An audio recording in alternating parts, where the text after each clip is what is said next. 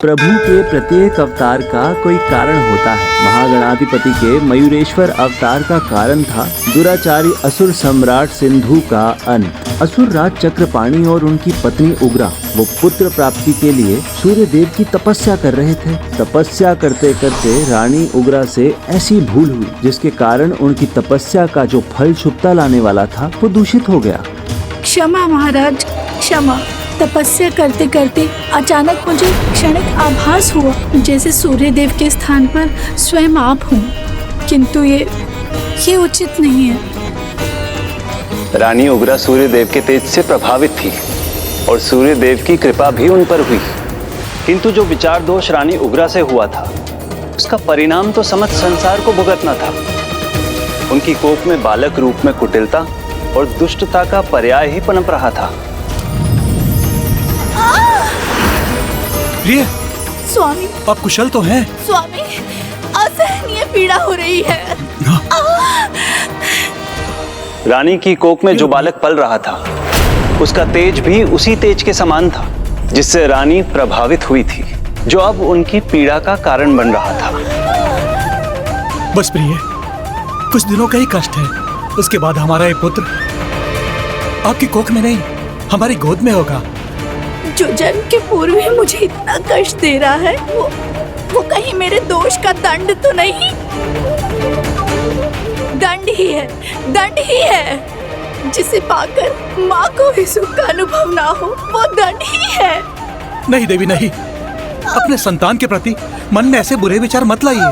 प्रिय, देखो हमने तपस्या की है, ये उसी तपस्या का फल है जो ये तुमसे अभी तपस्या करवा रहा है। अनिष्ट की आशंका, ये उस तपस्या का भाग नहीं हो सकता, ये उस तपस्या का भाग नहीं हो सकता। अब मैं इस पीड़ा को सहन नहीं कर सकती, रुको प्रिय, रुको। प्रिय, रुको प्रिय। कर्मों का फल तो सबको भुगतना ही पड़ता है। देवी उग्रा की भूल संसार के लिए शूल बनने जा रहा था। उसके उस असहनीय तेज ने, उसकी पीड़ा ने रानी से वो करवा दिया जिसकी कोई माँ कल्पना भी नहीं कर सकती। रुकिए प्रिय, रुकिए। अरे कहाँ जा रही है प्रिय? रुक जाइए प्रिय। आप कहाँ जा रही है प्रिय? अरे आप कहाँ जा रही है प्रिय? रुक जाइए प्रिय, रुक जाइए। नहीं प्रिय, ये उचित नहीं है प्रिय। और वहां सागर के जल में रानी ने अपने गर्भ का त्याग कर दिया।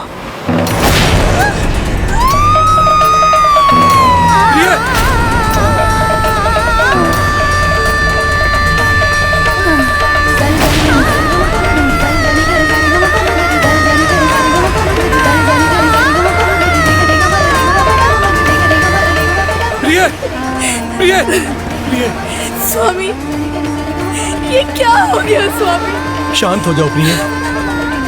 जो हो गया वो हमारा भाग्य था, अब उस पर शोक करने का कोई लाभ नहीं। नहीं स्वामी, ये तो महापाप हो गया। अब मुझे जीने का कोई अधिकार नहीं। नहीं प्रिय, नहीं।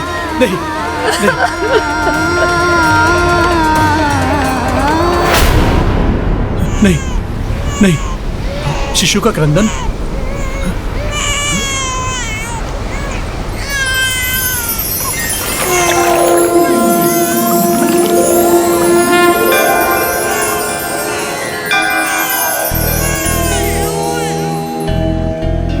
राजन, ये आपका पुत्र है, आपके कर्मों का फल आप इसे त्याग नहीं सकते।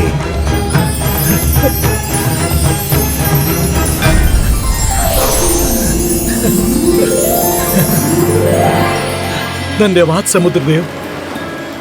दोष मेरा है प्रभु, मैं ही इसके तेज को सह नहीं पाई।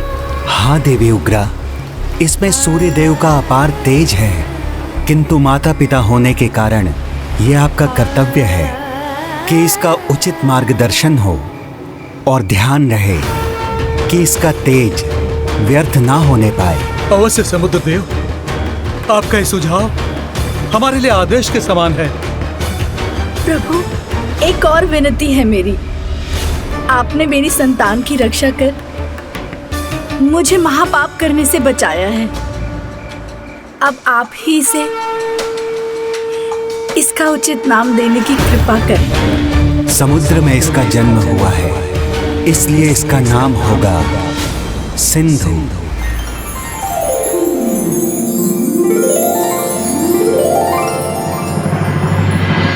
स्वामी, जो सूर्यदेव के तेज से जन्मा, जिसे समुद्र देव का आशीर्वाद प्राप्त हुआ, वो मात्र अपनी माता के दोष के कारण कुटिल और पापी होने का उदाहरण बना। नहीं प्रिय, अपने भविष्य के निर्माण का उत्तरदायी तो व्यक्ति स्वयं होता है। उसकी नियति उसके कर्म निर्धारित करते हैं, और यही हुआ सिंधु के साथ। माता पिता के मार्गदर्शन के कारण वो पांव के एक अंगूठे पर खड़ा रहकर 2 सहस्त्र वर्षों तक सूर्य देव की तपस्या में लीन रहा। ओम सूर्याय नमः, ओम सूर्याय नमः, ओम सूर्याय नमः, ओम सूर्याय नमः। और जब उसकी तपस्या उसके चरम पर पहुंची तो वह सशरीर उठकर आकाश में सूर्य देव की ओर ही बढ़ने लगा। ओम सूर्याय नमः, ओम सूर्याय नमः, ओम सूर्याय नमः, ओम सूर्याय नमः, ओम सूर्याय नमः, ओम सूर्याय नमः। मेरे निकट आकर स्वयं को भस्म करने की आवश्यकता नहीं है। मैं तुम्हारी तपस्या से प्रसन्न हूं सिंधु। सिंधु का प्रणाम सूर्यदेव। मांगो, क्या वरदान मांगते हो? मैं अवश्य दूंगा। सिंधु चाहता है सम्मान, देवताओं के समान। अजय होने का वरदान चाहता है सूर्यदेव।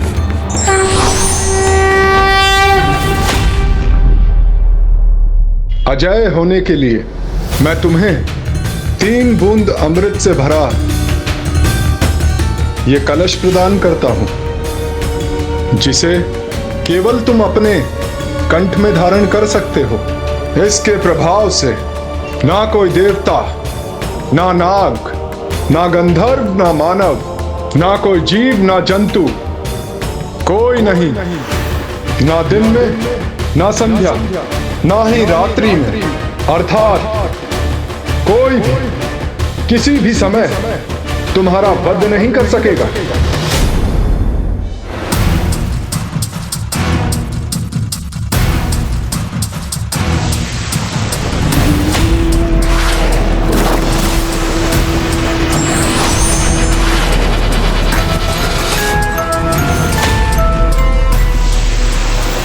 तीन बूंद अर्थात तीनों लोक होंगे मेरे अधीन। मेरे वरदान से प्राप्त शक्तियों का उपयोग जगत कल्याण के लिए करना पुत्र।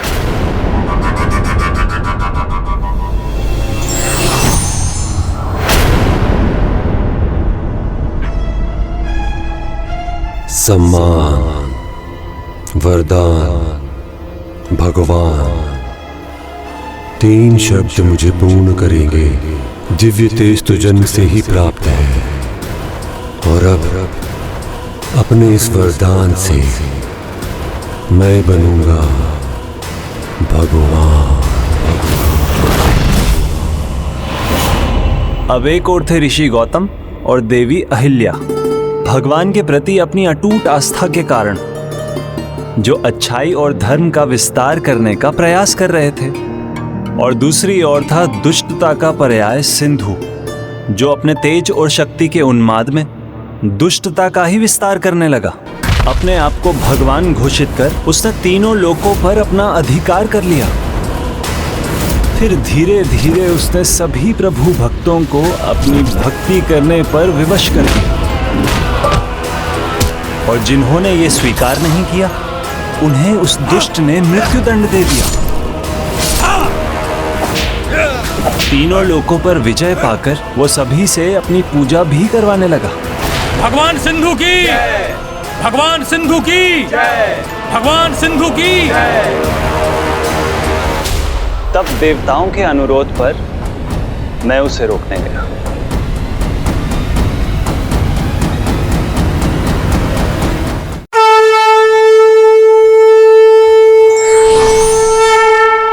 प्रणाम नारायण।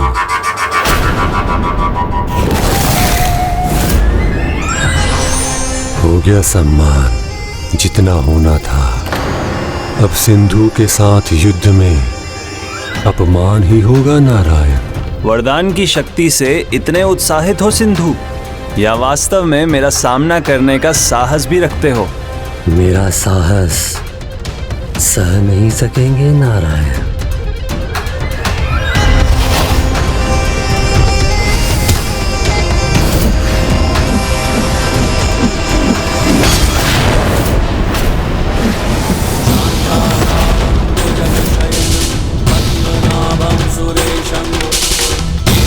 तुम्हारा वार तो मैंने रोक दिया सिंधु, अब तुम मेरे प्रहार का सामना करो। अवश्य स्वागत है, किंतु साधारण अस्त्र व्यर्थ मत कीजिएगा। करना है तो किसी असाधारण अस्त्र का ही प्रयोग कीजिए।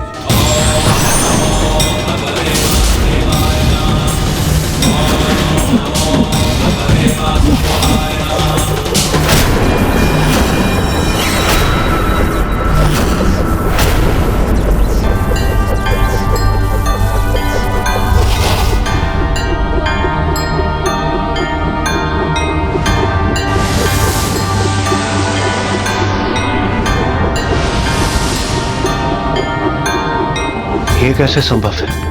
इसने प्रभु श्री हरि नारायण के सुदर्शन चक्र को धारण कैसे कर लिया? मेरा सुदर्शन चक्र थामकर उसे धारण कर सके ऐसा असाधारण योद्धा तो मैंने कभी नहीं देखा सिंधु। तुम युद्ध कौशल में अत्यंत निपुण हो। जो आप कहे वो आपको लौटाता है सिंधु, किंतु बदले में वरदान चाहता है।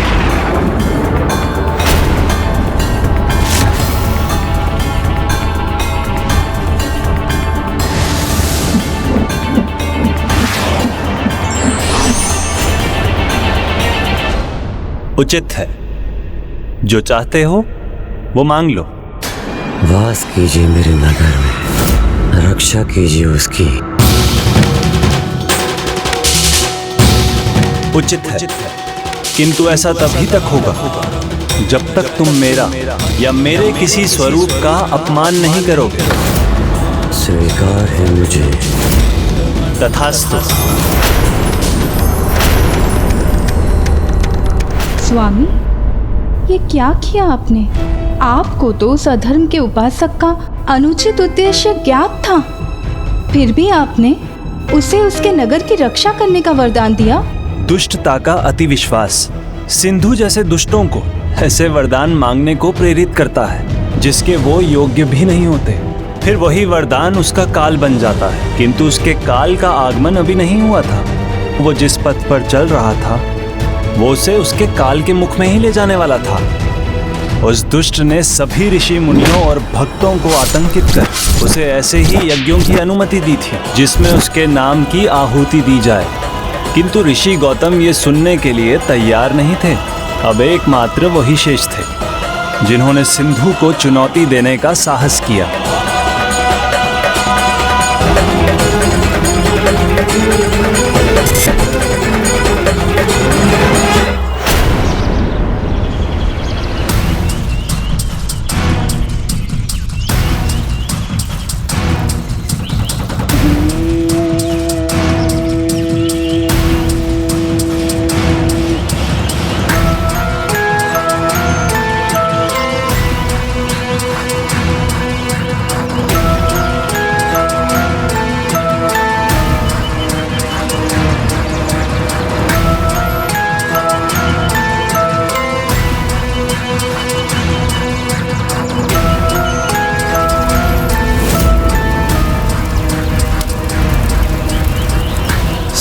चाहता है सम्मान और आप कर रहे हैं अपमान, तो दंड तो मिलेगा ना।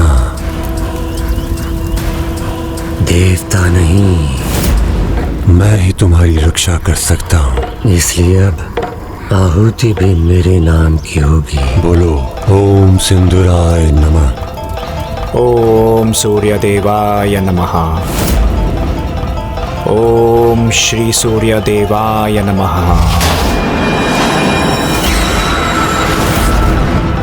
ओम सूर्यदेवाय नमः।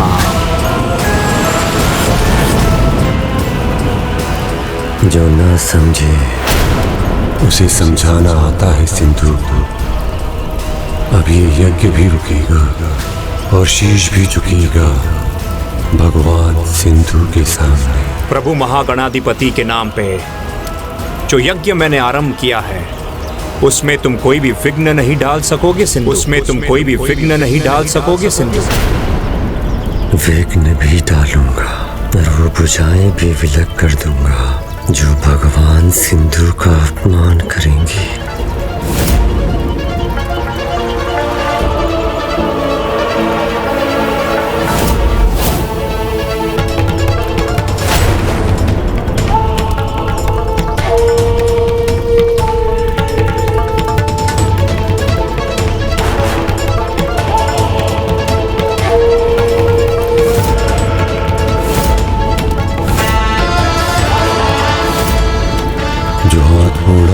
देने के लिए उठे हैं वो कट जाएंगे। फिर कैसी आहुति और कौन सा यज्ञ। ना रहेंगे हाथ, ना होगी आहुति।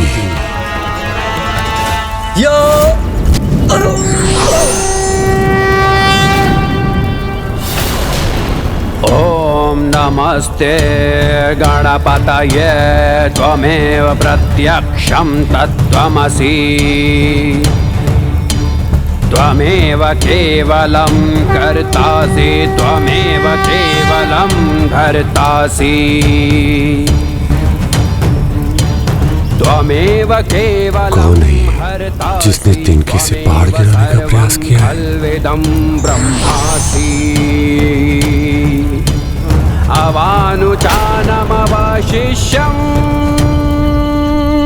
क्या हुआ सिंधु? कहीं तुम्हें इस यज्ञ की अग्नि में अपनी चिता की अग्नि तो नहीं दिख गई? महागणाधिपति को समर्पित इस यज्ञ की अग्नि किसी के भी प्रयास से बुझने वाली नहीं है, और यदि किसी ने दुस्साहस किया तो वह स्वयं बुझ जाएगा। बुझेगी, अवश्य बुझेगी। हर यज्ञ की अग्नि भी और सबके जीवन की ज्योति भी।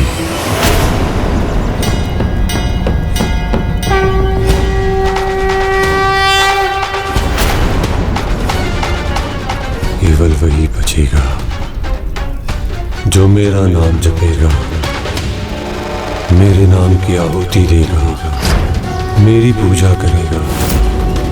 अन्यथा जिसे अपने प्राण बचाने हैं उसे मेरा साम्राज्य छोड़कर जाना होगा।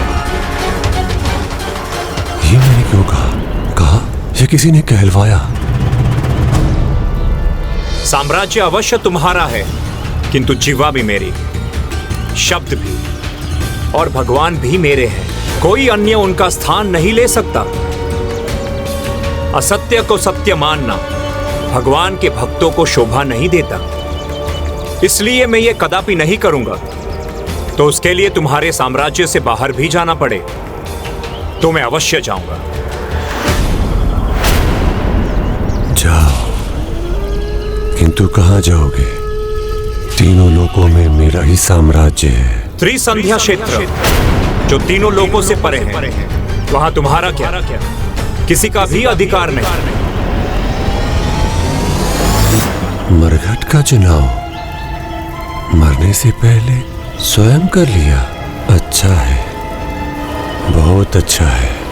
जाओ, अपने शिष्यों को भी उस मृत्यु के अग्निकुंड तक लेके जाओ।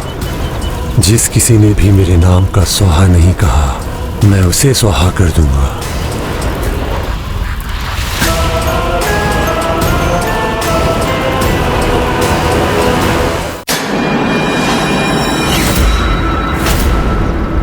आदेश तुम्हारा नहीं, मेरे प्रभु का मान्य है। मुझे उनकी इच्छा से ही मैं त्रिसंध्या क्षेत्र जा रहा हूं। किंतु मेरे जीवा पर आने वाले शब्द ध्यान से सुनना सिंधु।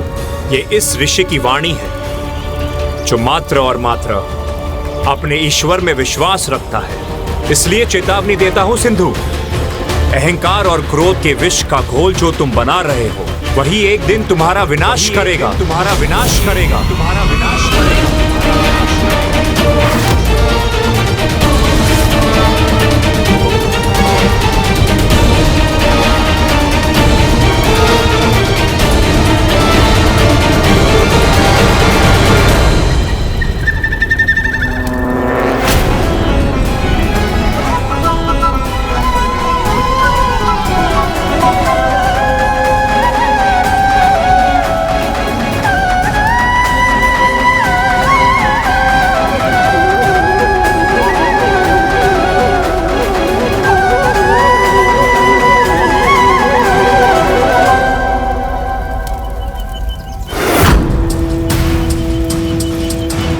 विष तो खुलेगा तुम्हारे और तुम्हारे शिष्यों के जीवन में, तुम्हारे भगवान ने तुम्हें तुम्हारे काल के मुख में ढकेला है।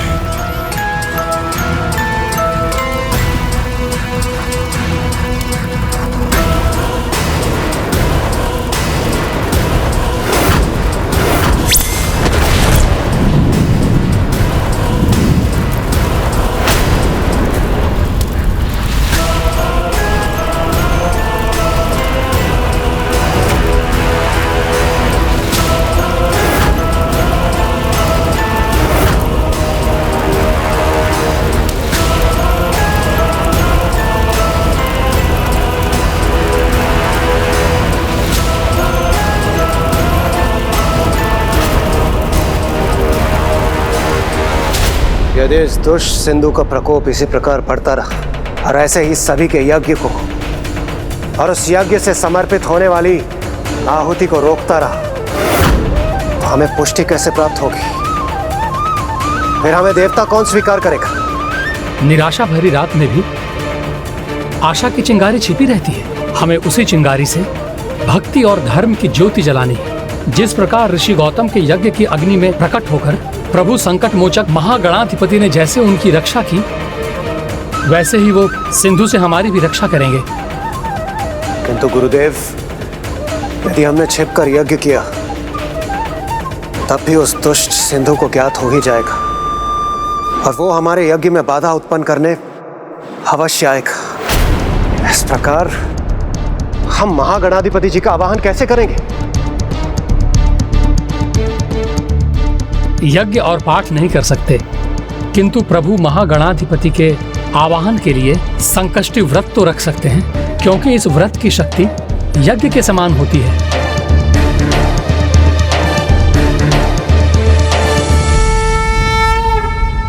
अब एक और ऋषि गौतम अपने शिष्यों के साथ मरुभूमि समान जल, वनस्पति, यहाँ तक कि सूर्य की किरणों से रिक्त निवास के लिए अत्यंत कठोर त्रिसंध्या क्षेत्र में जाने के लिए विवश हुए। दूसरी ओर देवताओं ने पूर्ण भक्ति और निष्ठा से वो संकष्टी व्रत किया जिसे करने से प्रभु महागणाधिपति के दर्शन के साथ उनकी कृपा भी अवश्य मिलती है। और ये दो घटनाएं श्री मयूरेश्वर गणेश के अवतार का कारण बनी। हे परब्रह्म महागणाधिपति जी, उस दुष्ट सिंधु के प्रकोप के कारण हमारे लिए आपका यज्ञ करना, आपके नाम का जाप करना और आपकी मूर्ति बनाना संभव नहीं। इसलिए इस पवित्र सुपारी को आपका स्वरूप मानकर हमने संकष्टी व्रत रखा है। कृपा कर हमारे इस व्रत को, हमारी तपस्या को, हमारे यज्ञ को स्वीकार करें और हम पर कृपा करें। प्रभु कृपा करें हम पर।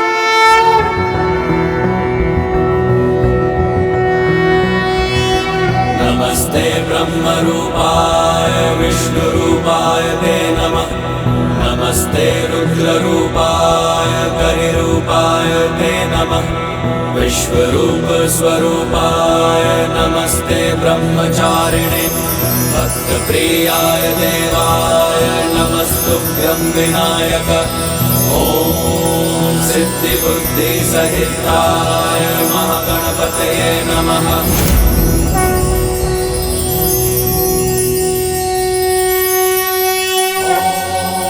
गजाननाय नमः।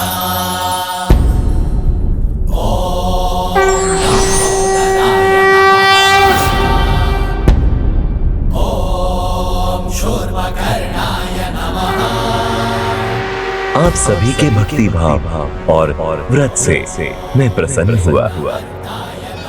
भगवान की पूजा घोर तप या केवल यज्ञ आदि से ही नहीं होती।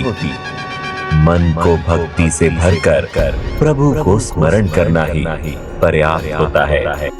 हे प्रभु महागणाधिपति जी, यदि यह हमारी परीक्षा है तो इसमें उत्तीर्ण होने का सामर्थ्य भी आप ही हमें देंगे। आज हमें दर्शन प्रदान कर आपने यह सिद्ध कर दिया। इस संसार को सधर्मी सिंधु से छुटकारा दिलाने में आप ही हमारी सहायता करेंगे प्रभु। उसकी दुष्टता के कारण महान ऋषि गौतम को त्रिसंध्या क्षेत्र जाना पड़ा। अब वहीं उसी त्रिसंध्या क्षेत्र में गौतम ऋषि के आश्रम में ही मैं अपना दूसरा अवतार लूंगा और सिंधु के पापों का अंत करूंगा।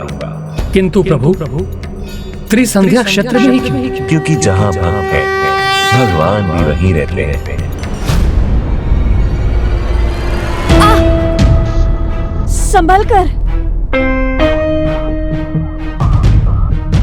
यहाँ भूमि पथरीले हैं, यहाँ संभल कर चलना होगा, ठीक है? आ जाओ। प्रभु, त्रिसंध्या क्षेत्र में क्या आप ऋषि गौतम और देवी अहिल्या के पुत्र के रूप में जन्म लेंगे? मैं उन्हीं के आश्रम में आऊंगा, वहीं उनकी छत्र छाया में रहूंगा। किंतु मुझे जन्म तो वो माता देंगी जो बहुत समय से पुत्र सुख पाने की आशा में व्याकुल है।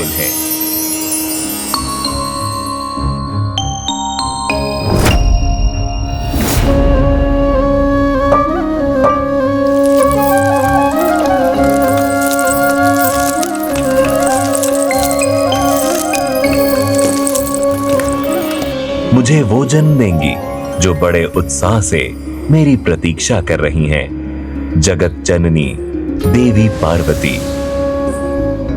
मैं तो वर्षों से आपकी प्रतीक्षा में हूँ प्रभु। अब तो आपको मुझे आशीष देने आना ही होगा।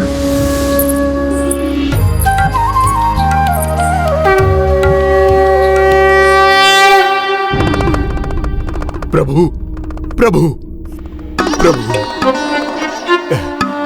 प्रभु, किसी असुर का सामना करना हो तो प्रेत आगे है। किसी शक्तिशाली योद्धा का सामना करना हो तो भी प्रेत आगे है। आपकी और माता की सेवा करनी हो तो भी प्रेत आगे है। किंतु प्रभु, जिस प्रकार माता पार्वती मुझसे बालकों का पालना बनवा रही हैं, उससे तो मैं थक गया हूँ प्रभु। मैं बनाता हूँ तो माता कहती है अच्छा नहीं है।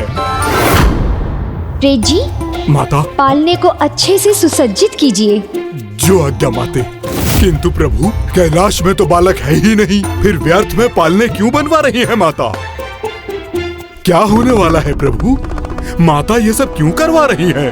पता नहीं इतने सारे पालनों का वो क्या करने वाली है प्रभु। जिसकी प्रतीक्षा मुझे है, शीघ्र ही यहाँ उसकी किलकारी गूंजेगी।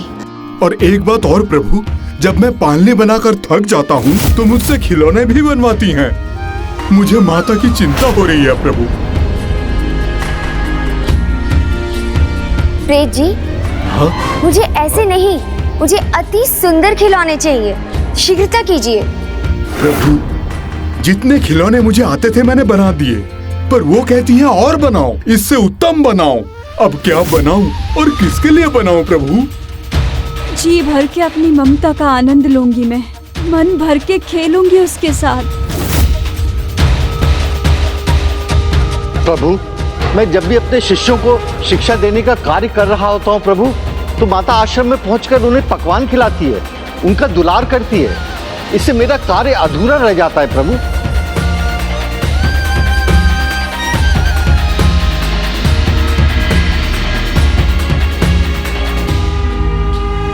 प्रभु मैं कुछ समझ ही नहीं पा रहा हूं। जब तक मेरा मन नहीं भरेगा उसका दुलार करूंगी, जी भर के खिलाऊंगी उसे। बताइए ना प्रभु, माता के इस व्यवहार का क्या कारण है? हाँ हाँ प्रभु बताइए ना। मातृत्व से बड़ी कोई तपस्या नहीं, ये उनकी तपस्या ही है। और तप में जितना आनंद आता है उससे कहीं अधिक आनंद एक स्त्री को अपनी ममता न्यौछावर करने में आता है। और वैसे भी देवी पार्वती पहली बार मातृत्व का अनुभव करने वाली हैं। और यही कारण है कि वो इतनी आनंदित हैं। और अब संसार के सामने देवी पार्वती का ममता भरा अद्भुत स्वरूप आने वाला है।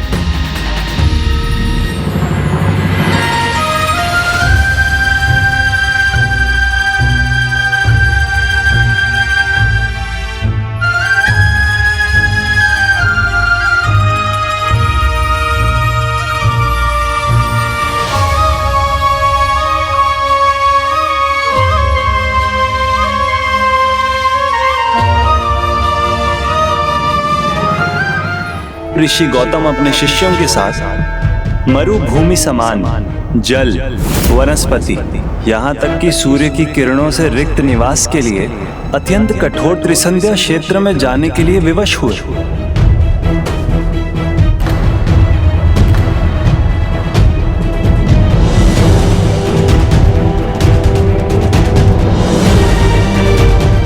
यहाँ तो जीवित रहने के लिए कुछ भी नहीं है। ऐसा लगता है कि यहाँ अकेले पड़े हुए ही हम सभी की मृत्यु हो जाएगी। नहीं वत्स, भगवान अपने भक्तों को कभी अकेला नहीं छोड़ते। जो भक्त प्रभु की भक्ति में झुक जाता है वो कहीं भी खड़ा हो सकता है। मुझे विश्वास है उनके आशीर्वाद से त्रिसंध्या क्षेत्र का ये मरुस्थल भी हरा भरा होकर पवित्र धाम बन जाएगा।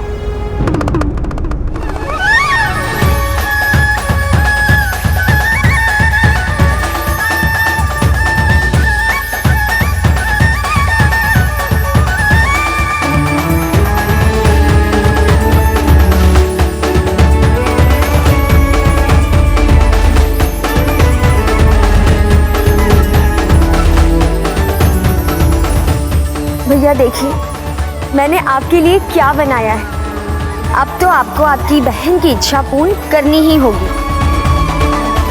रक्षा सूत्र का बंधन मैं बांधूंगी तो भार तो आपको देना ही होगा। अब तो अपने समान पुत्र प्राप्त करने का आशीष दें।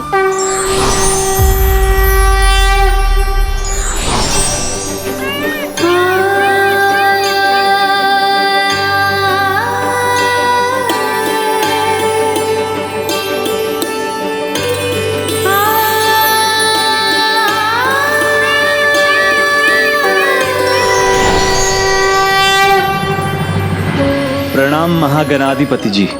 प्रणाम हे परम श्री कृष्ण। मेरे आने का एक विशेष कारण है। मुझे ज्ञात है आपके मयूरेश्वर अवतार का समय भी निकट है और मेरी बहन पार्वती का आपको पुत्र रूप में पाने की इच्छा के पूर्ण होने का समय भी आ चुका है।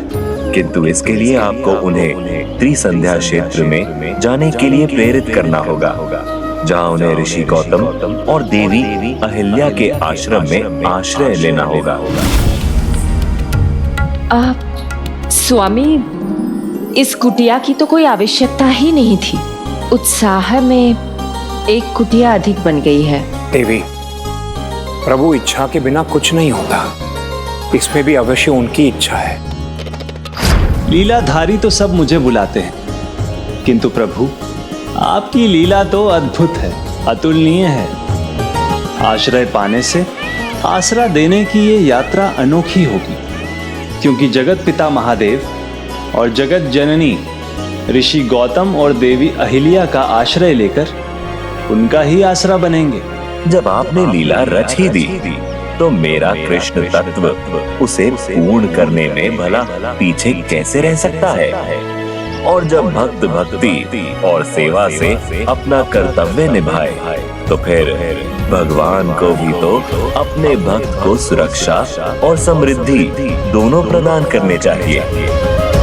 जगत पिता महादेव और जगत माता देवी पार्वती त्रिसंध्या क्षेत्र में रहेंगे तो उस बंजर भूमि में भी समृद्धि के अंकुर फूट पड़ेंगे, भक्तों के कष्ट दूर होंगे। मेरा आवाहन तो मेरी बहन बहुत समय से कर रही है। अब मैं जाकर उन्हें त्रिसंध्या क्षेत्र में जाने के लिए मनाता हूँ, और अब नहीं गया तो वो रूठ जाएंगी, और रूठी बहन को मनाना तो और भी कठिन कार्य है।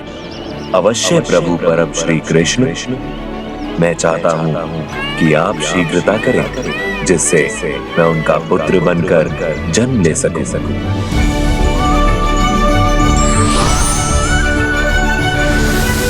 हे परम कृष्ण, बहन प्रतीक्षा में हो और भाई उसे दर्शन के लिए तरसाए, ये उचित है क्या?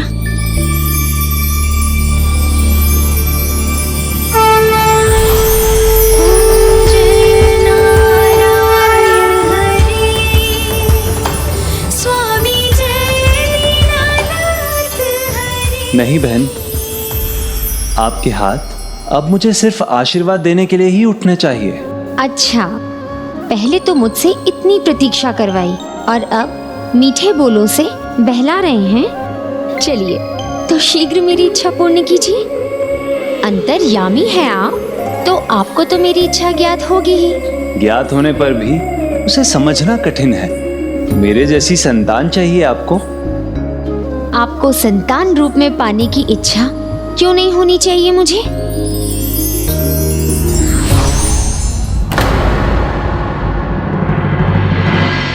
क्योंकि बहन, आप ही तो मुझे चंचल और नटखट बुलाती हैं। वो तो है, किंतु क्या कहूँ, आपके कुछ गुण ऐसे हैं जिनका ध्यान कर मैं सब भूल जाती हूँ। आप समझदार हैं, संस्कारी हैं।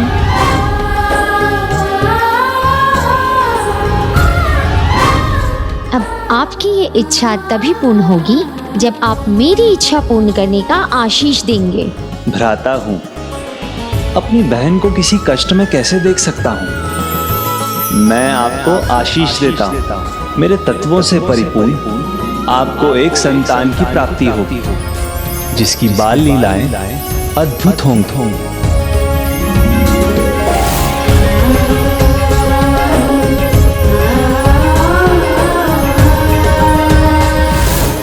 आपका ये पुत्र परम ब्रह्म प्रभु महागणाधिपति जी का दूसरा अवतार होगा,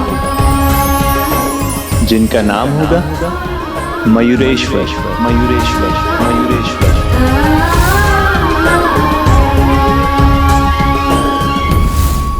किंतु ये इतना सरल नहीं होगा। किसी भी बड़ी इच्छा की पूर्ति कुछ त्याग करने के बाद ही होती है। इसीलिए आपको भी एक त्याग करना होगा। अपने पुत्र को प्राप्त करने कैलाश छोड़कर त्रिसंध्या क्षेत्र जाना होगा और वहां गौतम ऋषि के आश्रम में शरण लेनी होगी।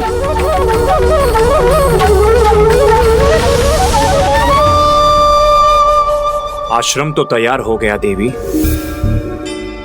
स्वामी देखिए, सभी शिष्य थके हुए हैं, भूख प्यास लगी है सभी को। गुरुवर, गुरुवर, मैंने दूर दूर तक ढूंढ लिया, पूर्व दिशा में तो जल की एक बूंद भी नहीं है। गुरुदेव, जहां मैं गया वहां भी जल नहीं मिला मुझे।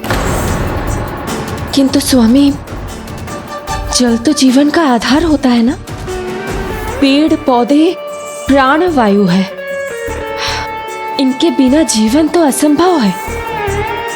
प्रभु महागणाधिपति असंभव को संभव बनाते हैं देवी, इसलिए अपने विश्वास की आस को बनाए रखिए। दुराचारी सिंधु के कारण सभी का धर्म निभाना कठिन हो रहा था।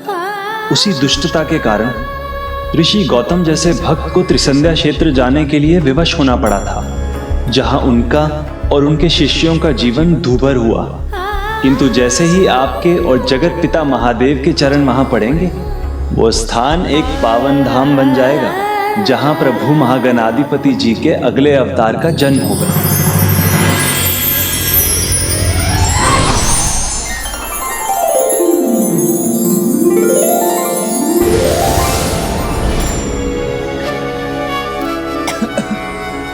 अब तो ये प्यास मुझे भी सहन नहीं हो रही। गुरुदेव, किसी भी दिशा में कहीं भी जल नहीं है। सभी दिशाओं में नहीं, उत्तर दिशा से अभी तक सूचना नहीं आई है।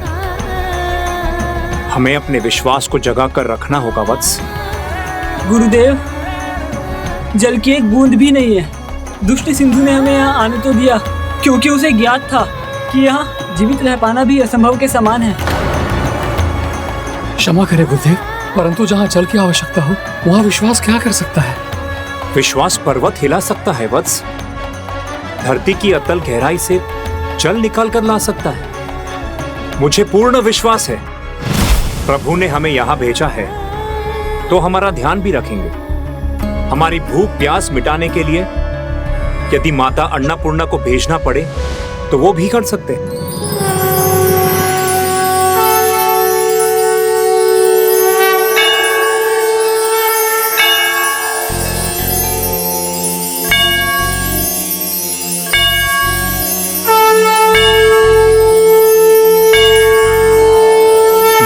नित्यानंद करी वरा भय करी सौंदर्य रत्ना करी निर्धुताखिल घोर पावन करी प्रत्यक्ष माहेश्वरी प्राणे या चल वंश पावन करी काशी पुराधीश्वरी भिक्षा में कृपावलंबन करी माता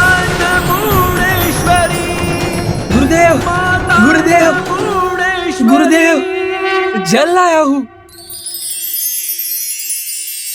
प्रभु की कृपा से बहुत जल मिला मुझे और इस बंजर भूमि पर पेड़ पौधे भी देखा मैंने।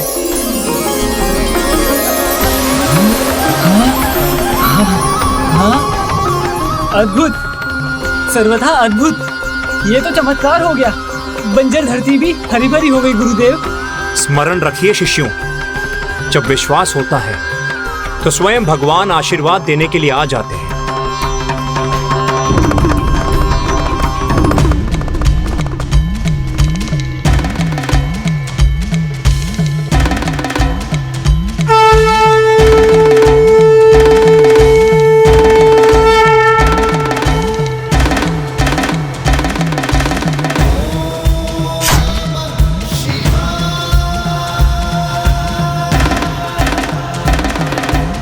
गौतम ऋषि, हम आपके आश्रम में आश्रय लेने आए हैं। ये क्या कह रही हैं आप माता? मैं एक साधारण भक्त हूँ और भक्त अपने भगवान को आसरा केवल अपने हृदय में दे सकता है। ये सब कुछ आपका ही तो दिया हुआ है। प्रभु, माता, आपका यहाँ स्वागत है। आप यहाँ आए, हम कृतार्थ हुए। आइए प्रभु, आइए माता।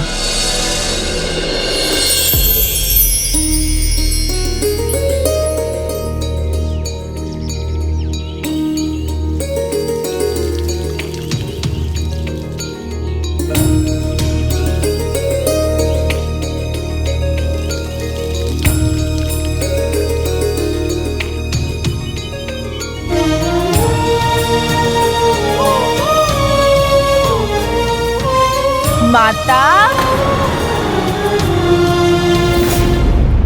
माता,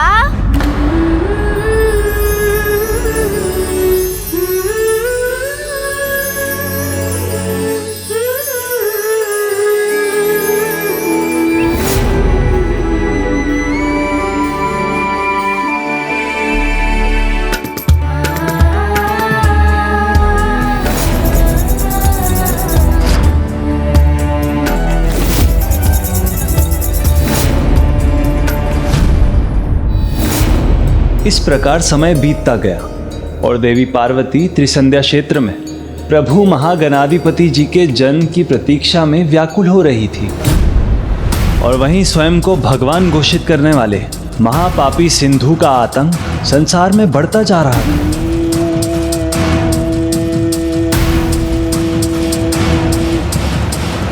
हे ऋषि, चलो झुको भगवान सिंधु के सामने।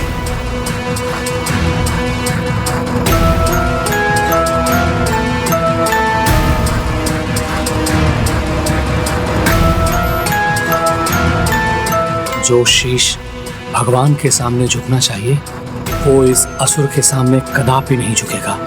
मूर्ख ऋषि।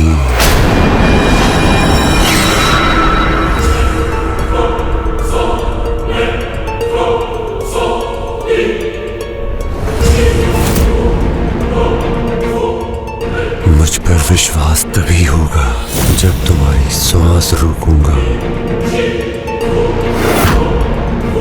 कांपो मत। भगवान सिंधु सभी को उचित प्रसाद देती है।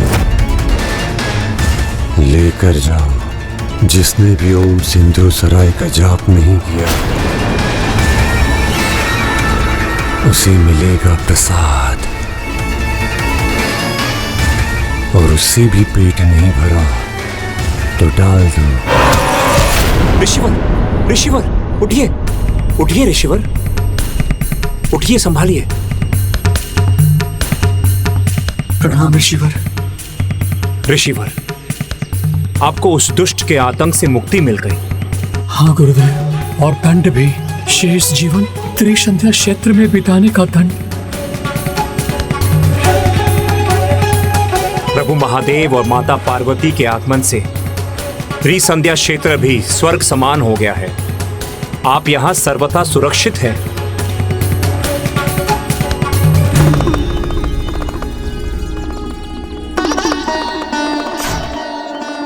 प्रणाम प्रभु। प्रणाम देवी अहिल्या।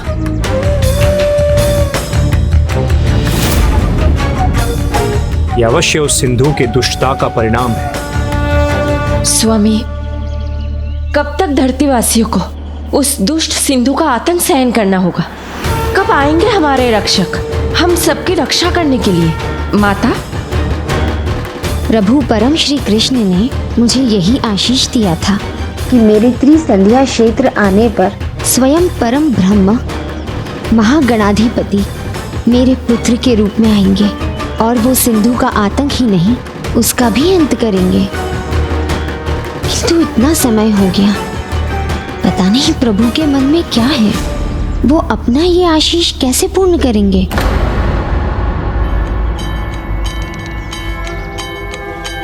जिस प्रकार हम अपने भक्त की भक्ति की पुकार सुनकर उनके पास जाते हैं, उसी प्रकार आपको भी अपनी भक्ति का प्रमाण देना होगा। किंतु प्रभु, तब तो उस असुर को यह समाचार भी मिल जाएगा कि हम अपने प्रभु के आह्वान के लिए पूजा यज्ञ आदि कर रहे हैं, और वो अवश्य यहाँ आ जाएगा। ऐसा नहीं होगा ऋषिवर, क्योंकि देवी पार्वती परम ब्रह्म महागणाधिपति जी के एकाक्षर मंत्र का जाप कर उनकी पूजा करेंगी। एकाक्षर मंत्र के उच्चारण की शक्ति और उसके रहस्य को समझना देवताओं के लिए भी सरल नहीं। तो वो एक असुर कैसे संभव कर सकेगा?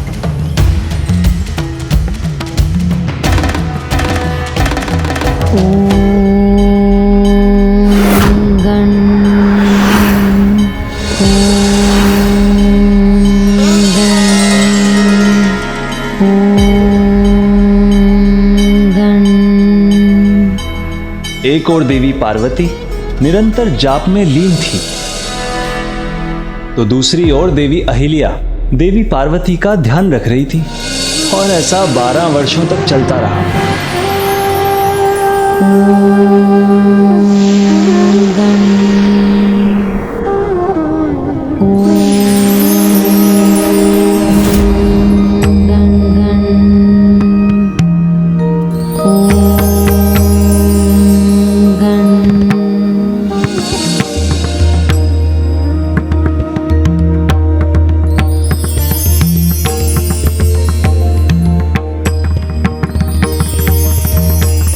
माता, ये दिव्य प्रकाश इस बात का संकेत है कि आपका जाप सफल ही नहीं हुआ।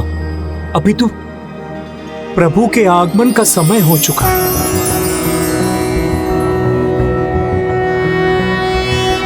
नमस्ते ब्रह्म रूपाय विष्णु रूपाय ते नमः। नमस्ते रुद्र रूपाय करि रूपाय ते नमः। विश्वरूप स्वरूपाय नमस्ते ब्रह्मचारिणे। भक्त प्रियाय देवाय नमस्तुभ्यं विनायक। ओम सिद्धि बुद्धि सहिताय महागणपतये नमः।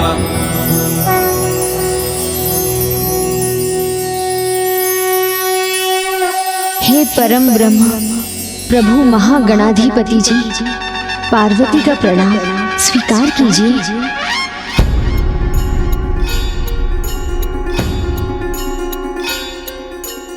आज आप मेरा प्रणाम स्वीकार कीजिए, क्योंकि एक पुत्र का अपनी माता को आशीर्वाद देना शोभा नहीं देता। समय आ गया है कि मैं आपके पुत्र रूप में आपकी ममता का आनंद लूं। माता, अपने पुत्र से ये शब्द सुनने के लिए और कितनी प्रतीक्षा करवाएंगे प्रभु? आपकी प्रतीक्षा अब समाप्त होने वाली है। आने वाली भाद्रपद शुक्ल पक्ष की चतुर्थी की दोपहर में मैं आपके पुत्र के रूप में आऊंगा।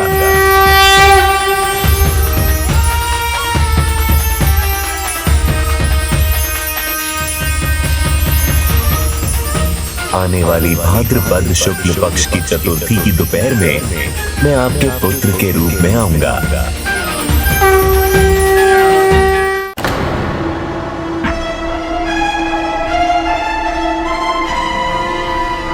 अस्वीकार है मुझे एक ढोंगी को नमन करना। डालना चाहते हो तो डाल दो मुझे त्रिसंध्या क्षेत्र में, किंतु इसके आगे नहीं झुकूंगा मैं और ना ही इसका नाम लूंगा।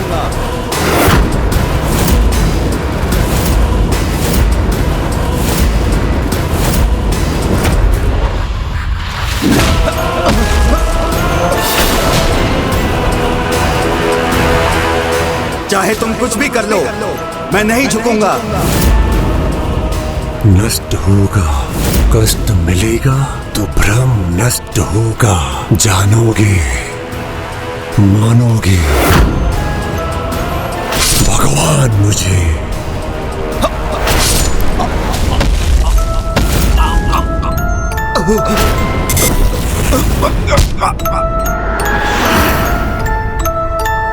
जो सिंधु धर्म कर्म का काल बना हुआ था, उसे ये ज्ञात नहीं था कि अब स्वयं उसके काल के जन्म का समय आ गया था। जबकि दूसरी ओर देवी पार्वती के लिए प्रतीक्षा करना कठिन हो रहा था। हर दिन ही नहीं, हर पल युगों के समान बीत रहा था। अंततः वो दिन भी आया, किंतु क्षण नहीं।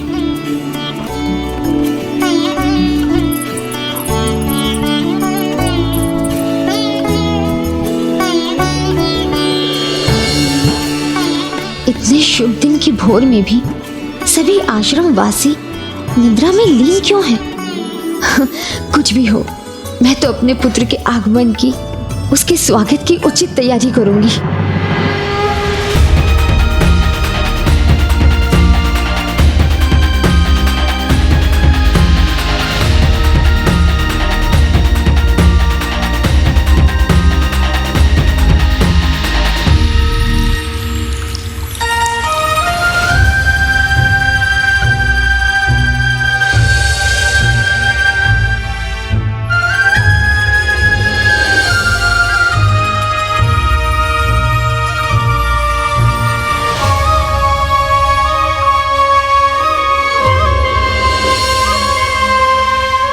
देवी अहिल्या, वो अभी तक क्यों नहीं उठी?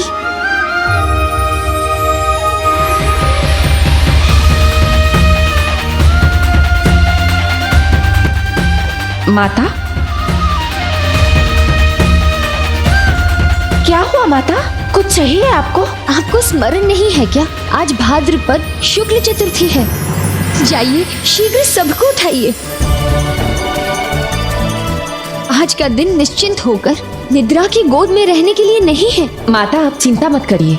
आप जो भी कहेंगी ना, हम सब मिलकर कर देंगे। देवी अहिल्या, मैं अपने पुत्र के स्वागत में कोई कमी नहीं करना चाहती और आश्रम की स्वच्छता का दायित्व आप लोगों का है। शीघ्रता कीजिए, आप सभी पुष्पों से इस आश्रम को सज्जित कर दीजिए। भव्य स्वागत होना चाहिए मेरे पुत्र का। देवी अहिल्या, आप रंगोली बनाइए, शीघ्रता कीजिए।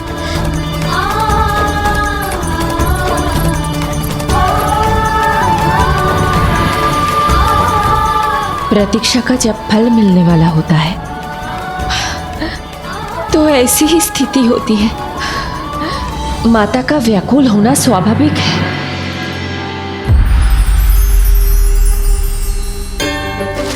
ऐसे बनाइए, इस प्रकार। ओह, सूर्यदेव तो अपनी यात्रा पर आगे बढ़ गए हैं। हमें और शीघ्रता करनी होगी। ऐसे कीजिए।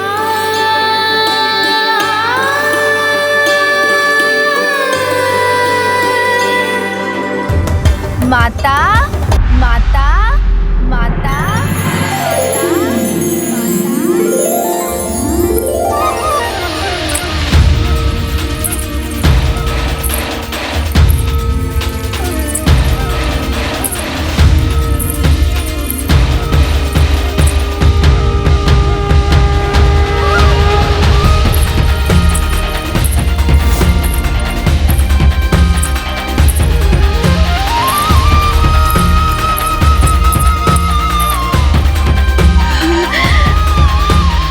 मुझे आभास हो गया है, मेरा पुत्र आ गया है।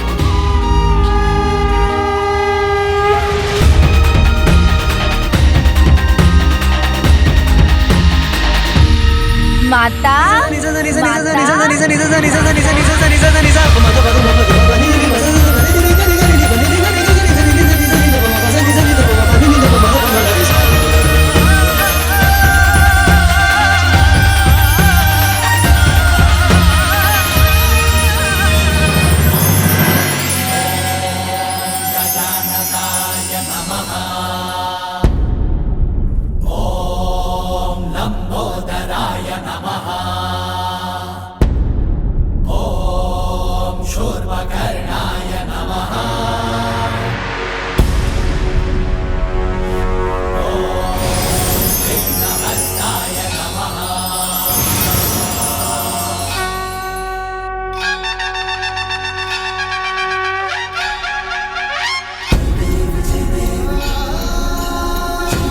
माता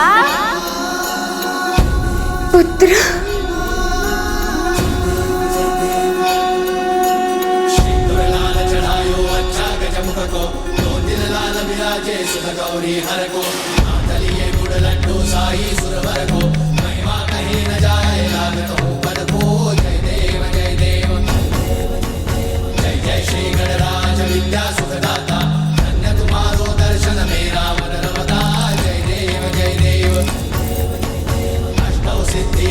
संकट को भई विघ्न विनाशन मंगल मूर्धाधिकारी सूरज प्रकाश ऐसी छवि तेरी कंठस्थल मद मस्तक झूले शशि बिहारी जय देव जय देव जय जय श्री गणराज विद्या सुखदाता धन्य तुम्हारो दर्शन मेरा मन रमता जय देव भाव भगत से कोई शरणागत आवे सन्नत संपद सबही भरपूर पावे महाराजों को अति भावे नंदन निज गुण गावे जय देव जय जय श्री गणराज विद्या सुखदाता धन्य तुम्हारो दर्शन मेरा मन रमता जय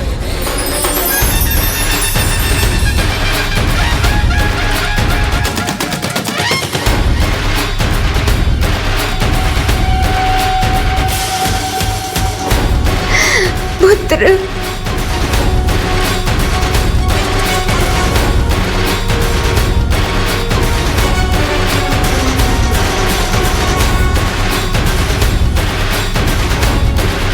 प्रणाम पिताश्री। कल्याण हो पुत्र।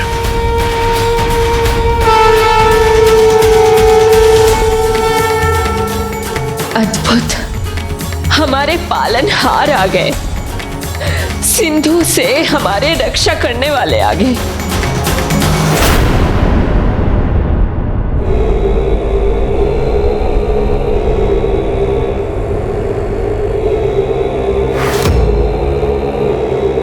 त्रिलोक के भगवान और ऐसी दुर्दशा।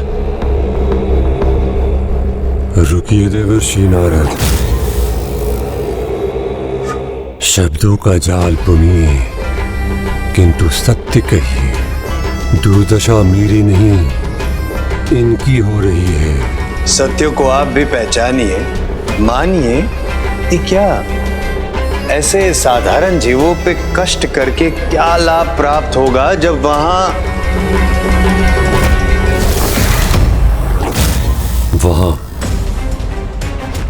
क्या?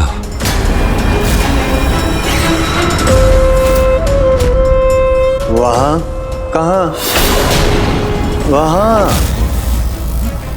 वहां कुछ नहीं।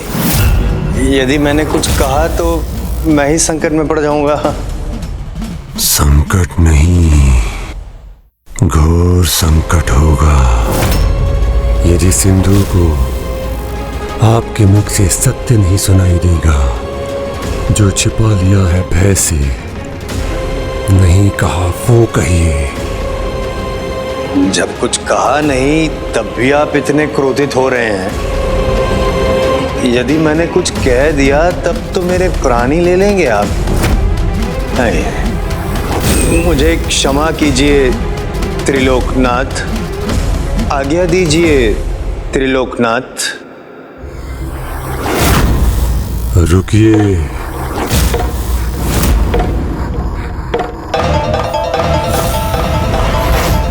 त्रिलोकनाथ, अच्छा लगा।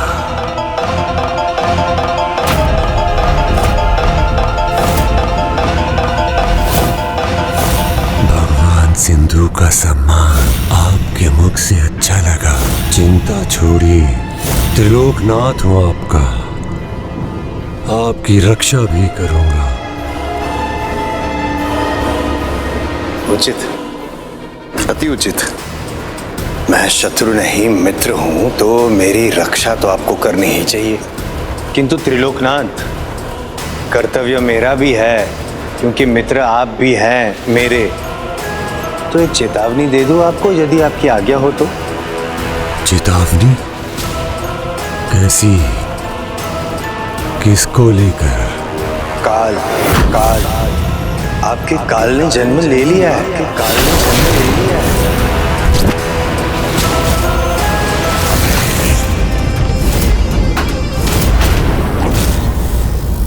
देखिए देवी पार्वती, आपके पुत्र में तेज, ज्ञान और संस्कार सभी समाहित हैं। ऐसा लगता है जैसे इसके रूप में धर्म का ही आविर्भाव हुआ है और इसके आगमन से चारों दिशाओं में आशा और सकारात्मक ऊर्जा का विस्तार हुआ है। उनके आगमन मात्र से सभी के मन नवीन आशा से भर गए। अविश्वासी मन उत्साहित हो रहे हैं। ओ, अब समझा कि क्यों ये अविश्वासी मन आपकी आज्ञा का पालन नहीं कर रहे। और वो भी कब? जब वो काल आपका मात्र बालक है। अब त्रिलोकनाथ हैं आप।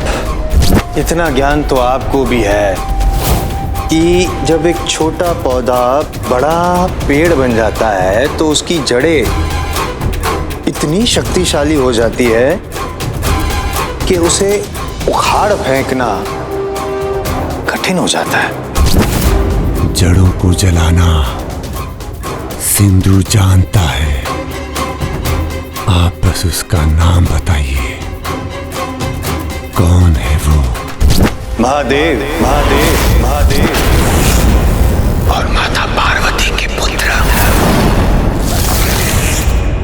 आज से इसका नाम गुणेश, गुणेश, सर्वगुण संपन्न, गुणों का ईश। उसे मैं गुणेश का नाम देता हूँ, गुणेश का नाम देता हूँ, गुणेश का नाम देता हूँ, गुणेश का नाम।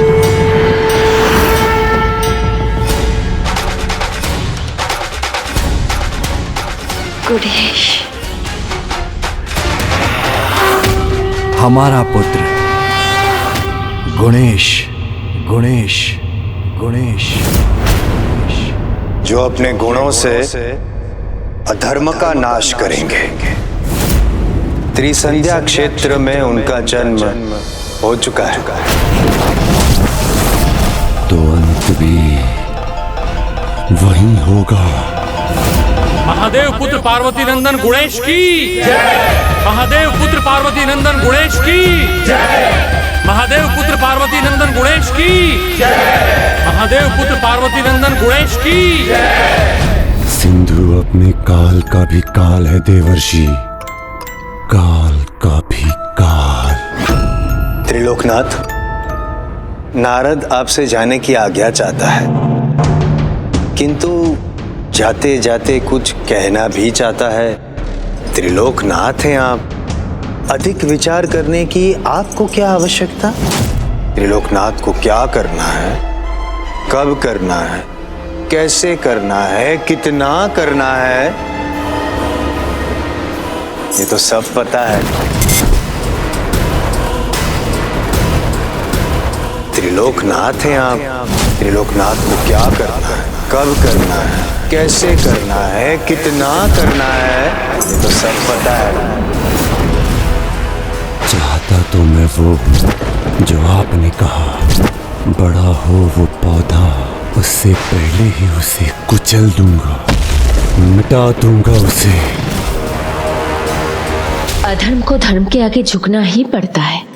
झुकेगा झुकेगा मिटेगा वो अधर्म में भी, क्योंकि उसे झुकाने और मिटाने वाले आ गए हैं सर्व सद गुण संपन्न गुणेश।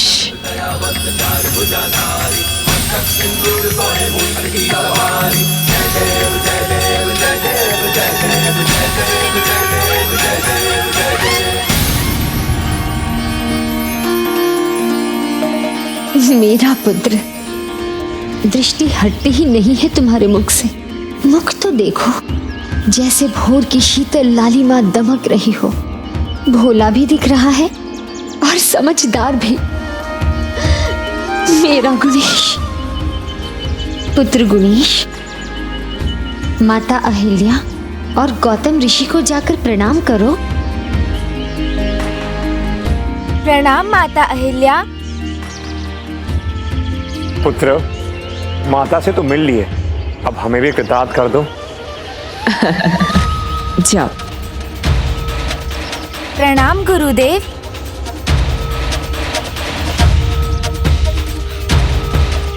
गुणेश को देखते ही कुछ ही पलों में देवी अहिल्या कितनी ममता और कितने विश्वास से भर गई है।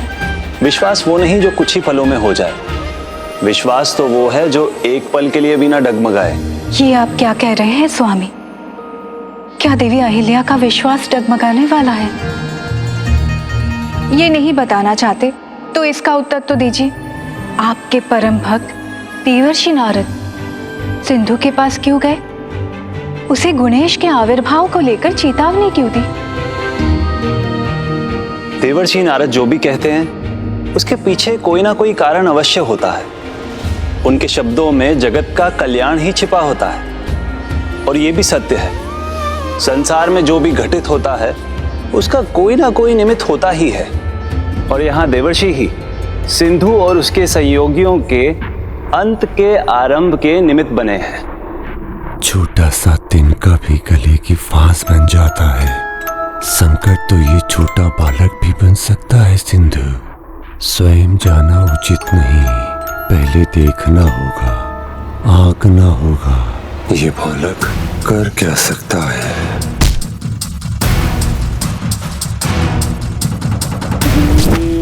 बादसुर, कुशलासुर, उन्हें बुलाया था मैंने। कहाँ है दोनों?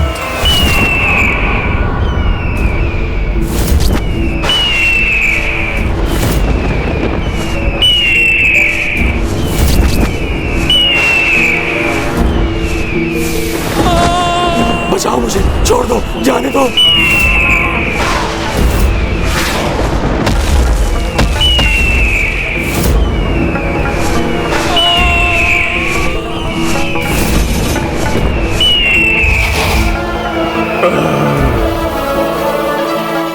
क्षमा क्षमा कीजिए, बहुत ऊंचे स्वर में चिल्ला रहा था तो मुझे लगा मैं इसे खा जाऊंगा तो ये शांत हो जाएगा और मेरा पेट भी शांत हो जाएगा।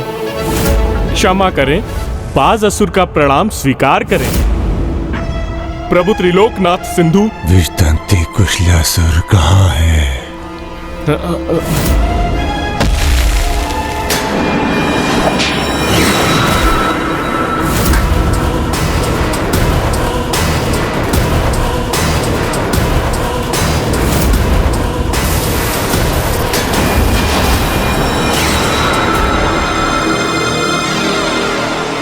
कुशलासुर प्रणाम करता है प्रभु त्रिलोकनाथ सिंधु को।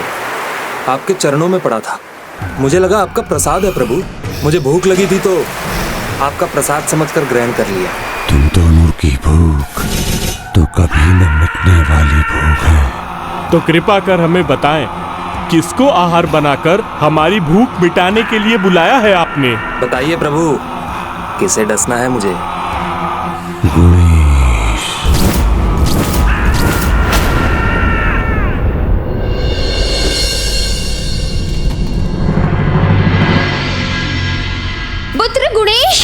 पुत्र गुणेश, पुत्र कहाँ हो तुम? कहाँ चला गया पुत्र गुणेश?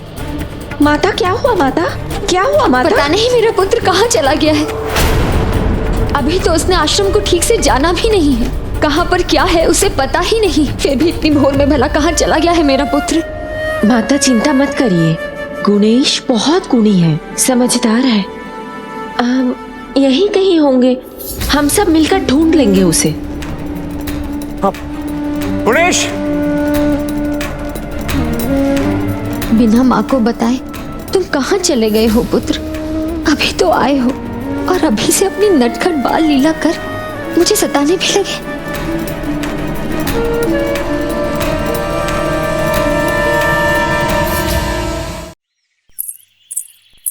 पुत्र! नटखट लीलाधारी के गुण चाहती थी आप पुत्र में, फिर चिंता क्यों बहन? करने दीजिए उसे नटखट बाल लीला। पुत्र कहाँ हो पुत्र? आशा नहीं थी कि तुम इतने नटखट होंगे। भ्राता परम कृष्ण, आपको ये देख देख कर प्रसन्नता हो रही होगी ना? और सब गुण तो ठीक है, किंतु आपके समान इतना नटखट होगा मेरा पुत्र, इसकी मैंने कल्पना भी नहीं की थी। मैंने पूछा था ना, मेरे ही जैसा पुत्र चाहिए? आपने कहा हाँ। और बहन, ये तो अभी आरंभ है उसकी बाल लीलाओं का। पुत्र, पुत्र अब सामने भी आ जाओ, इतना मत सताओ अपनी माँ को।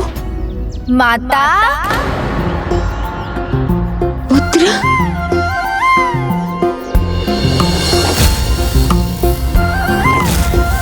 पुत्र! पुत्र मेरे सामने आओ। यहाँ, मैं तो यहाँ हूँ माता। मैं थक गई हूँ पुत्र, सामने आओ। कहाँ हो तुम? अब मैं तुम्हारे पीछे और नहीं भाग सकती। तुम्हारी माँ को और भी बहुत कुछ करना है, शीघ्र ही सामने आ जाओ, अन्यथा तुम्हारी माँ रो देगी। तुम्हारी माँ रोए तुम्हें अच्छा लगेगा? तो चलो शीघ्र बाहर आओ। माता!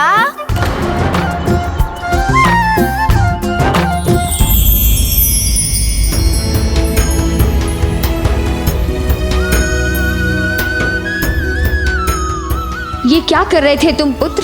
क्यों छुप गए थे? तुम्हारी माँ कितना डर गई थी।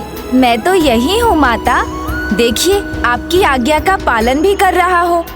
आपने कहा सामने आओ, तो मैं पलक झपकते ही आ भी गया। आपको रोते हुए भला मैं कैसे देख सकता हूँ?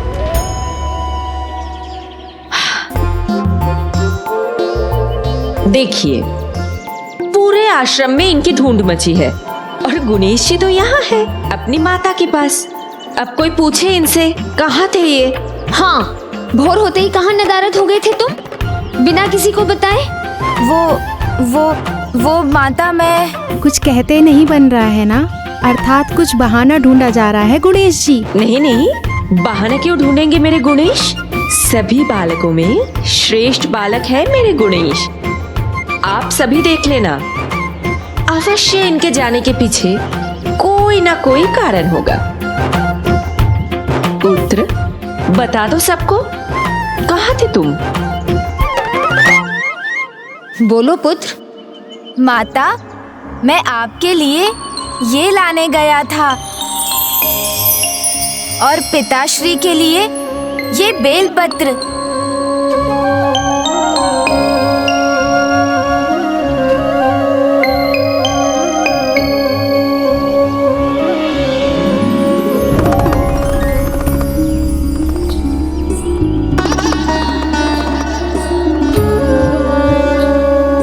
प्रणाम माता, प्रणाम पिताश्री। कल्याण हो पुत्र। देखिए, आप सब देखिए, कितने आज्ञाकारी भोले भले हैं मेरे गुणेश। पुत्र, प्रत्येक माता पिता को अपने पुत्र द्वारा दिया गया उपहार बहुत पसंद आता है, किंतु उनकी आज्ञा बिना कहीं भी जाना किसी भी माता पिता को उचित नहीं लगता। तुम्हारी माँ ने तो पूरे आश्रम को उथल पुथल कर दिया था। तुम थोड़ी देर और नहीं मिलते तो ये जगत जननी क्या करती, ये तो यही जाने। माँ को यदि पल भर भी उसका पुत्र दिखाई न दे तो उसके हृदय पर क्या बीतती है, इसका अनुमान भी नहीं लगा सकते आप।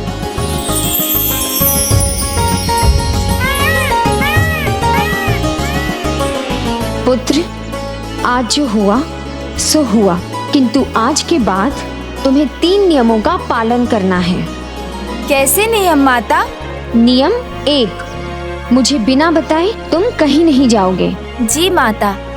नियम 2, आश्रम के बाहर तो तुम कदापि नहीं जाओगे। जो आज्ञा माता। नियम 3, आश्रम में भी हमारी दृष्टि के सामने ही रहोगे।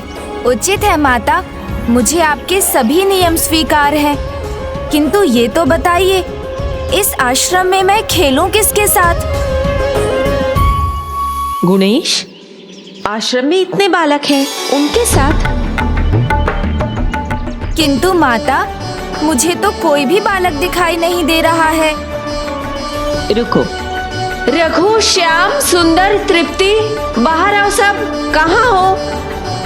आओ आओ आओ। बच्चों, इनसे मिलो, ये है मेरे गुणेश। बच्चों, हम खेल खेल में भी बहुत कुछ सीख सकते हैं। हमारे गुणेश सर्व गुण संपन्न है, इनका लाभ उठाना। हाँ गुणेश, तुम जानते हो ये सब ना पूरा दिन आश्रम में धमा चौकड़ी मचाते रहते हैं, इसीलिए इन्हें थोड़ा ज्ञान भी देना, ठीक है? जी गुरु माता। अब तुम लोग खड़े क्यों हो, जाओ जाकर खेलो।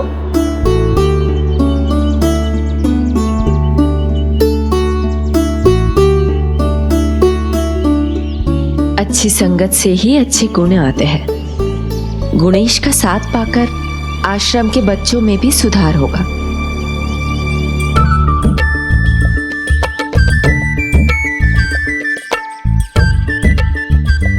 ऐसे एकटक मुझे मत देखो, खेल के बारे में सोचो। क्या खेले ये तो बताओ। गिल्ली डंडा खेलते हैं, बहुत आनंद आएगा। माता अहिल्या, रोकिए इन्हें, पता नहीं अपनी गिल्ली से क्या क्या तोड़ेंगे ये।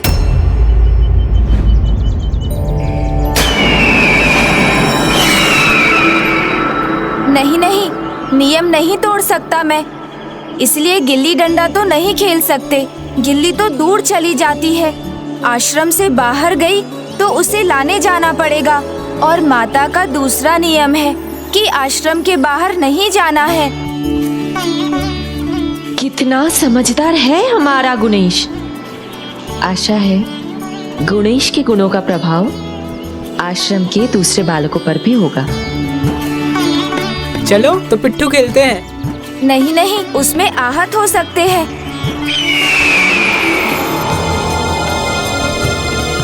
हमारी रक्षा ये भयंकर असुर सिंधु से कैसे कर पाएगा, जो खेलने से भी डर जाए। वस्त्रों से बनी गेंद से कोई बालक इतना भयभीत कहाँ होता है? गुणेश, डरते क्यों हो? ये वस्त्रों का गेंद है, इससे चोट नहीं लगती। ये देखो। मुझे क्यों मारी गेंद? अभी खेल आरंभ नहीं हुआ है। इस खेल का ना आरंभ होगा ना अंत, क्योंकि हम ये नहीं खेल रहे।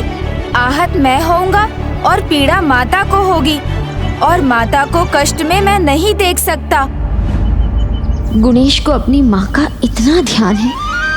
अच्छा, तो ये कारण था गुणेश के मना करने का। माता के प्रति कितनी निष्ठा है गुणेश की। इसे कहते हैं मातृभक्ति, समझे? और कोई खेल सुझाओ? तब तो पकड़ा पकड़ी खेलते हैं। ओहो, वो भी कोई खेल है? बस दौड़ते रहो। इतना दौड़ना पड़ा तो थक नहीं जाऊंगा? ये तो बस बहाने बनाए जा रहे हैं। बालकों के खेल से भयभीत होने वाले गुणेश दुष्ट सिंधु और उसके असुरों का सामना कैसे करेंगे?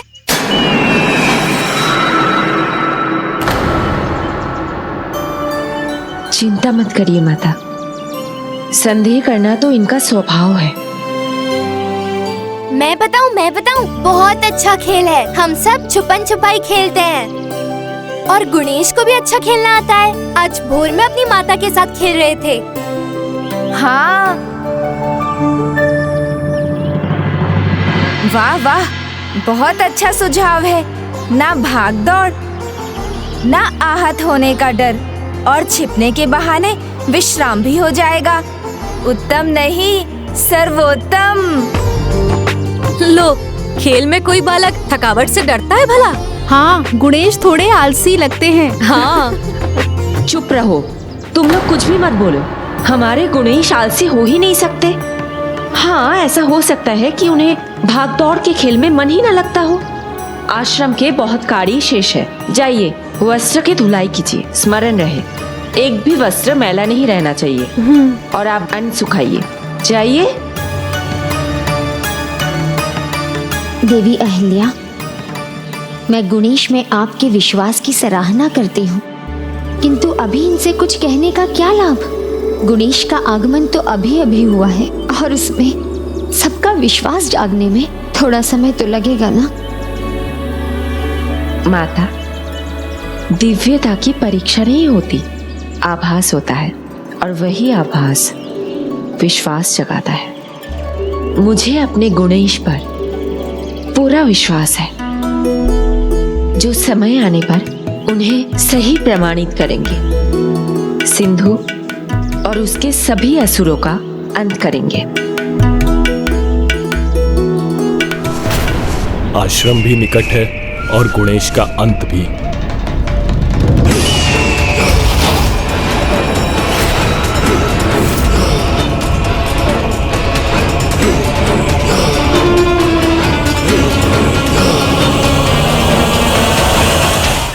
हरी हरी 1, हरी हरी 2, हरी हरी 3, हरी हरी 10। आ जाओ। हाँ, आ जाओ।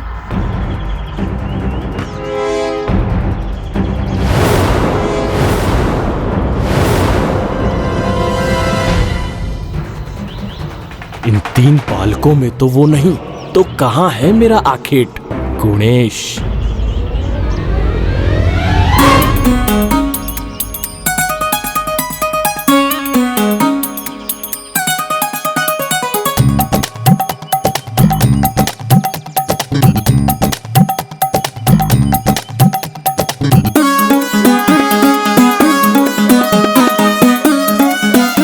गुणेश, मैंने तुम्हें देख लिया है, बाहर आ जाओ।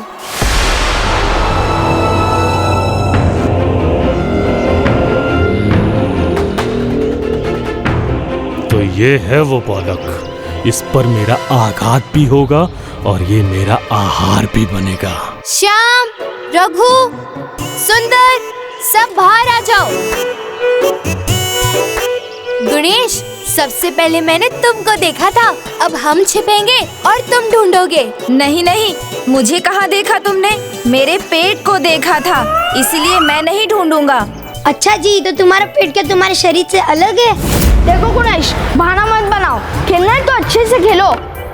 माता जी के नियम मानते हो वैसे हमारे भी मानो। नियम तो ठीक है, किंतु भूल से दिख गया तो उसमें मेरा दोष कहाँ है? तुम लोग समझते क्यों नहीं? मुझसे नहीं होगा ना। कैसा कार्य दे दिया है मुझे त्रिलोकनाथ सिंधु ने। जिस बालक में खेलने तक का साहस नहीं, उसके अंत का तुच्छ कार्य। इससे तो मेरी भूख भी नहीं मिटेगी। अच्छा ठीक है, तुम सब छुप जाओ, मैं ढूंढता हूँ। इस बार मैं भी छिपूंगा और मेरा पेट भी।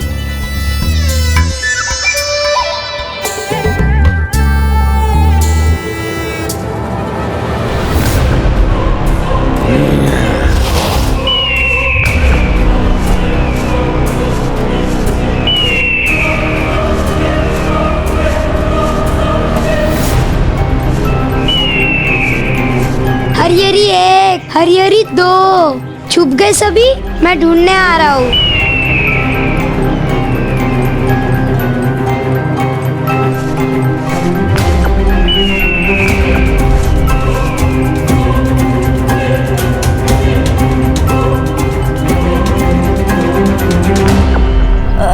अक्षी, गणेश दी, देख लिया तुम्हें। वहाँ झाड़ियों के पीछे से बाहर आ जाओ।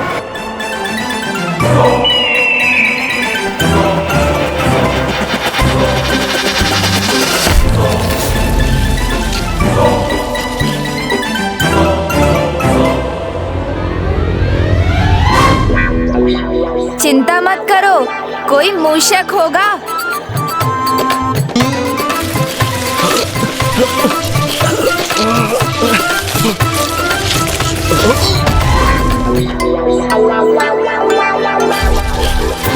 इन झाड़ियों में उलझ गया मैं तो अच्छे से छिपा हुआ था, वो तो छींक आ गई, तभी तो मुझे देख सके ना तुम। नहीं गुणेश, इस बार कोई बहाना नहीं। इस बार तो तुम्हें ढूंढना होगा। उचित है, तुम लोग पकड़े जाना चाहते हो ना, मुझे तो पल भर भी नहीं लगेगा तुम सबको ढूंढने में। तुम भूल रहे हो, यहाँ नए हो, यहाँ सभी छिपने के स्थान हमें पता है। तो जाओ छिपो, मैं तो गिनती गिनते गिनते ही तुम सबको पकड़ लूंगा।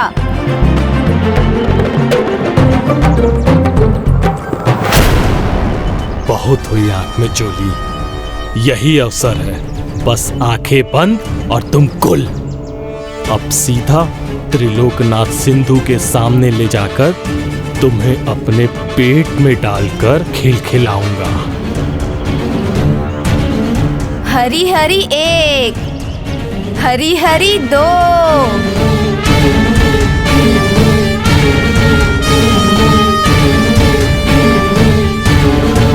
हरी हरी 9। छिप गए ना सभी? अब कुछ ही पलों की गिनती है बालक, फिर तुम मेरी चोंच में छिप जाओगे। हरी हरी 10। मित्रों, मैं आ रहा हूँ।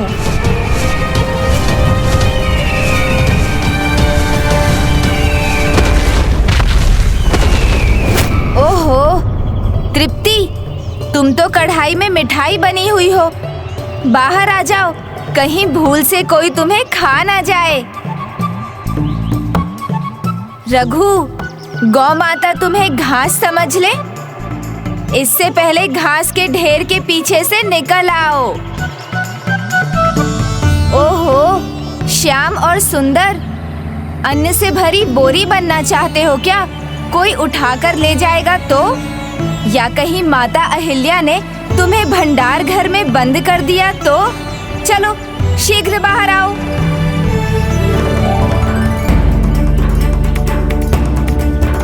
गणेश, तुम तो अपने स्थान से हिले ही नहीं, तो फिर? तुम्हें कैसे पता चला हम सब कहाँ छुपे हैं? हाँ बताओ ना गणेश, कैसे पता चला तुम्हें? अच्छा, तो दिव्य दृष्टि है तुम्हारे पास बालक, बिन देखे ही देख लेते हो। किंतु मैं तुम्हें चकमा दूंगा, तुम्हें मेरा आहार तो बनना ही होगा। गणेश, अब किसे ढूंढ रहे हो? हम चारों को तो तुमने ढूंढ लिया, तो वहाँ कौन है? हाँ बताओ ना गणेश, कौन है वहाँ? आओ बालक, अभी झपट लूंगा तुम्हें। है, कोई तो है, वातायन के पीछे। प्रणाम प्रभु महागणाधिपति, अब मुझे प्रसाद ग्रहण करने की अनुमति दीजिए।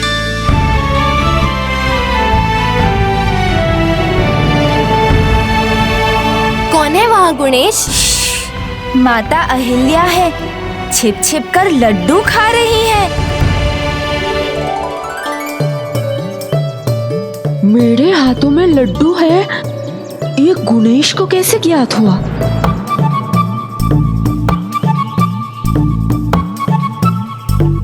अच्छा, तो यहाँ ये चल रहा है। प्रसाद था कल का, अब प्रसाद तो व्यर्थ नहीं कर सकते ना। एक ही तो लड्डू था, तुम सबके लिए खूब सारे बन जाएंगे। अब जाओ खेलो, फिर मिलेंगे लड्डू। चलो जाओ तुम लोग खेलो, जाओ जाओ जाओ।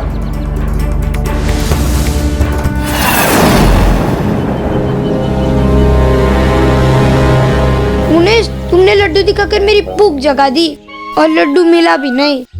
हाँ हाँ, मुझे भी मिष्ठान खाने का मन है। हाँ हाँ, मुझे भी स्वादिष्ट मिष्ठान। चलो, अच्छा है बता दिया, अब मैं ध्यान रखूंगा। मेरी पूरी टोली को भी मेरे समान मिष्ठान अच्छे लगते हैं, किंतु मित्रों, लालच बुरी बला है और असमय भोजन कभी लाभ नहीं देता, इसलिए भोजन के समय की प्रतीक्षा तो करनी होगी।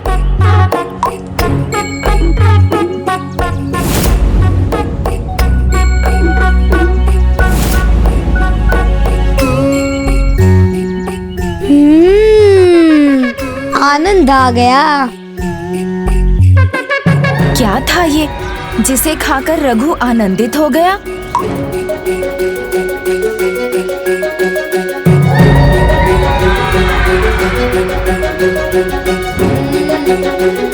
बहुत ही मीठा और स्वादिष्ट है।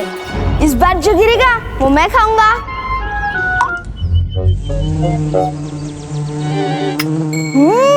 बहुत स्वादिष्ट था। जो मेरे पाँव में गिरा उसे उठाकर क्यों खा रहे हो? उसमें बुरा क्या है गणेश? हाँ, सभी कहते कि तुम परम ब्रह्म के अवतार हो, तो इसे अपना चरणों समझ लो। बहुत आनंद आ गया। हाँ, बहुत स्वादिष्ट था। इतना स्वादिष्ट? ये है क्या? हाँ, बहुत स्वादिष्ट था।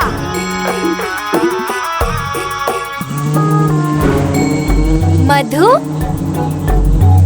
अच्छा, इतना मधुर है तो मुझे भी स्वाद लेना है। अब अगली बूंद मेरी है।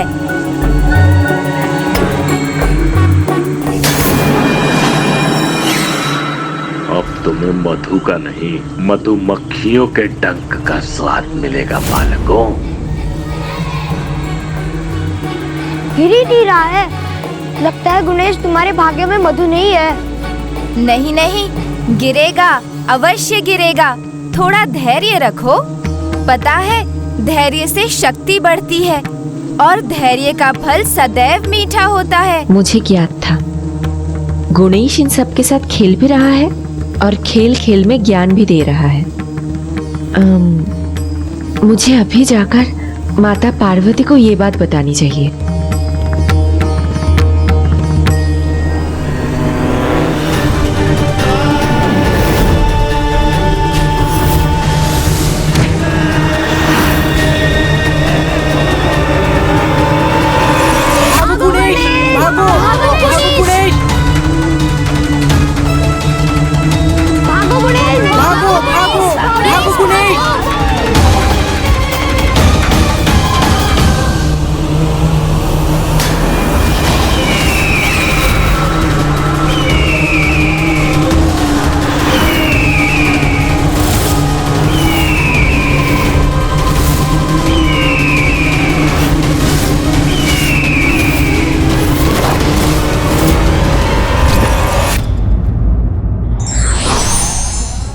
अच्छी संगति का कोई मोल नहीं, क्योंकि यही आपको अनमोल बनाती है।